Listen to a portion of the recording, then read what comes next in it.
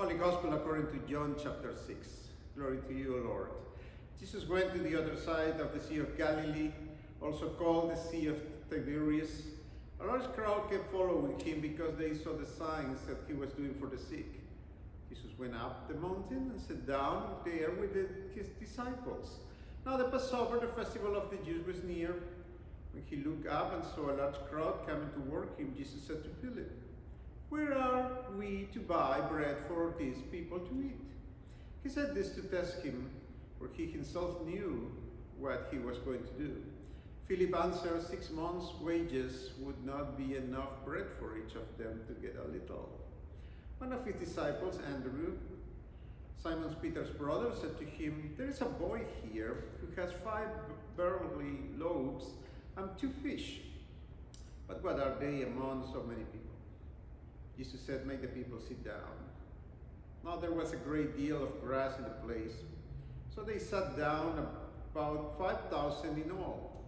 Then Jesus took the loaves, and when he had given thanks, he distributed them to those who were seated, and also the fish, as much as they wanted.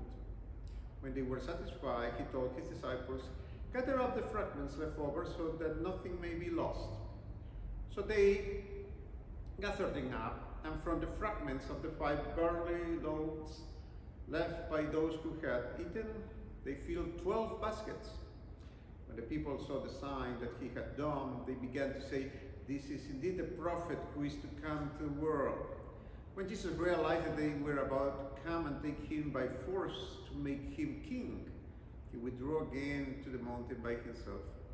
When evening came, his disciples went down to the sea, got into the boat, and started across the sea to Capernaum. It was now dark, and Jesus had not yet come to them. The sea became rough because a strong wind was blowing. When they had rowed about 3 or 4 miles, they saw Jesus walking on the sea and coming near the boat, and they were terrified. But he said to them, "It is I, do not be afraid."